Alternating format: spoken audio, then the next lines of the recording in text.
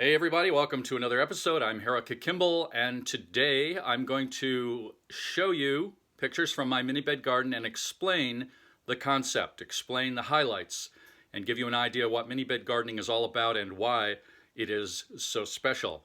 The mini bed gardening story begins with this man, Thomas E. Doyle, the late Thomas Doyle, who wrote a book called Gardening Without Cultivation. Self-published little booklet back in, I think, the early 1970s. There's no date in it, but I was inspired by Tom Doyle's idea. I pursued his idea, and then I modified it into what you see right here. Mini bed gardening begins with one large sheet of polyethylene mulch, UV resistant, 6 mil in this instance. Mini bed frames measuring 30 inches by 30 inches, all the same size, are arranged on the plastic like you see here. They're pinned into place. They're removable. They can be lifted up and put back down.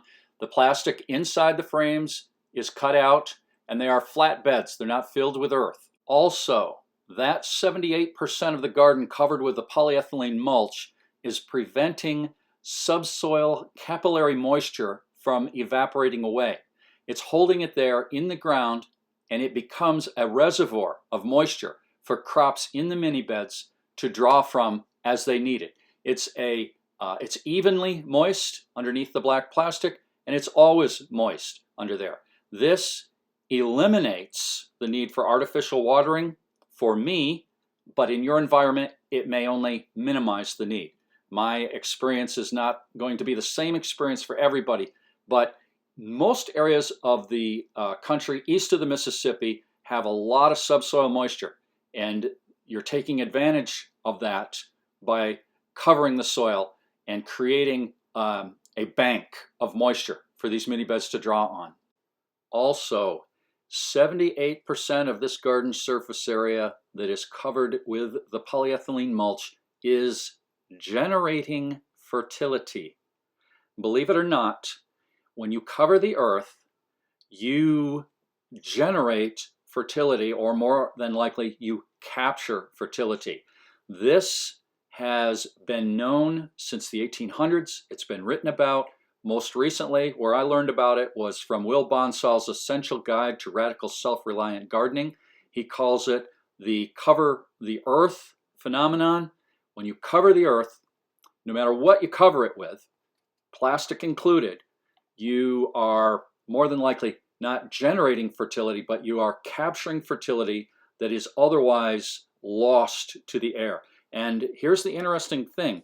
Tom Doyle said that when he spread plastic, a large sheet of plastic over, and he only gardened in 2¼ inch holes. He didn't have mini beds. But he said every year after he put that plastic down, his gardens were better. They were more fertile, and he didn't add fertilizer. There's something to this cover the earth effect. Now here you can see my son in the field behind his house. We put in a mini bed garden for him, his first garden ever, and we didn't even till the earth. We just, he mowed it down, and we dug a trench to bury the edges of the plastic, and he used a billboard tarp, a recycled billboard plastic, which is polyethylene, and he had a pretty good garden. One of the great things about manageable size beds like these mini beds is that they accommodate different appliances, I'll call them, for covering the beds. In this instance, you see a whiz-bang solar pyramid, which I show how to make in my Planet Whiz-Bang idea book for gardeners. Here you can see 2 Hacksnicks micro mesh lantern cloches, 30 inch by 30 inch size, fit right over these mini beds very nicely. And that is insect netting. Here you can see another cloche appliance. This is Growtherm plastic, ventilated plastic over hoops. Those are 5 foot long, 1/2 inch diameter PVC pipes that are just stuck there. And the plastic all the way around can tuck under the frame, so it's not going to blow away. Very simple.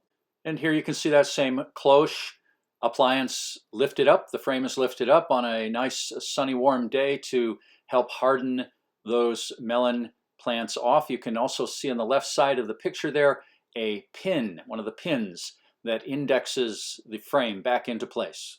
Minibed gardening is a minimal till system.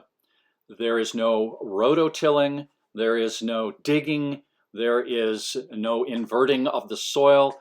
Only the top couple inches of soil get cultivated, and the soil is periodically cracked, as what I call it, like with a broad fork. Yeah, I'm using a 4-tine digging fork here. You just push it in, pull it back a little, and you're aerating the soil. This aspect of no-till is to benefit the microherd, the soil biology, and it creates a better soil structure. It's better for the plants. It's a very important part of the system. Another very important part of the system is the growing of cover crops. Like you see here, buckwheat, excellent cover crop. And these crops are not tilled in. They are grown for the root mass, and then the top is cut off and used as a mulch, either a mulch in the beds or a mulch under the plastic around the beds. But these cover crops serve a very important purpose in this system. Now I'll show you some of the crops I grew in mini beds in my 2017 experimental garden. Here we've got green beans, 4 broccoli seedlings, grew into beautiful broccolis, and once the main heads were harvested, like you see here, we were able to harvest side shoots for the rest of the season. Here you see a mini bed with bush cucumbers from Burpees. I like these bush cucumbers. You keep them picked, they'll yield a long time. Here's a mini bed with New Zealand spinach. Grew very well. Here I've got a picture of my wife holding a romaine lettuce early in the morning. We actually eat salads for breakfast with scrambled eggs. And in the background you can see nasturtiums in a mini bed. I grew an abundance of ground cherries like you see here in one mini bed. The plant just grew well beyond the mini bed. It was one plant, and this was my first year growing ground cherries, and they were a delight.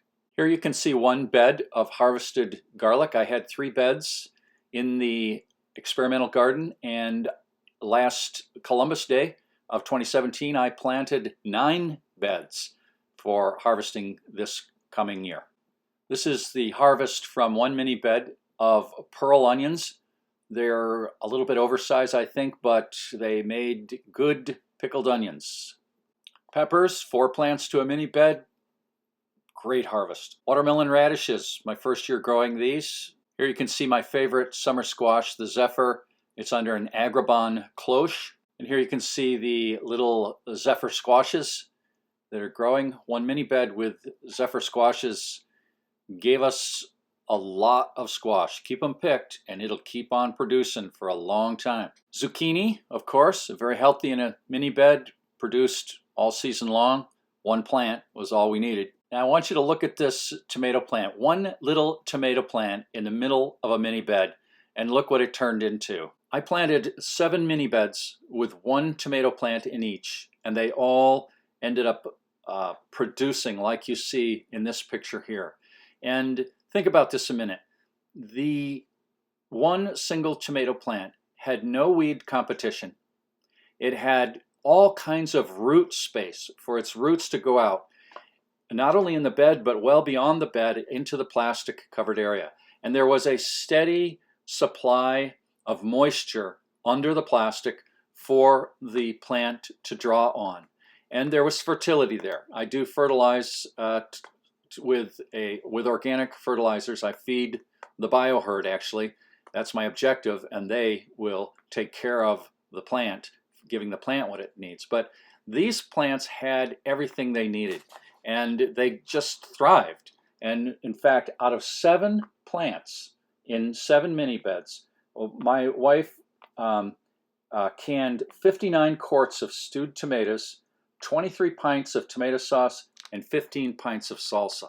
So you can get abundance out of mini beds. And there you go. That's mini bed gardening, or at least the highlights of my mini bed gardening system with some of the results from my first year. I like to think of mini bed gardening as being a smart, manageable, productive, and satisfying system for growing your own fruits and vegetables in your own home garden. If you have questions, if you would like more information, I've put together a PDF download with lots of information and details about mini bed gardening, 100 pages, 200 pictures. It's an affordable resource. Just click the link below. Thanks for watching. Bye-bye.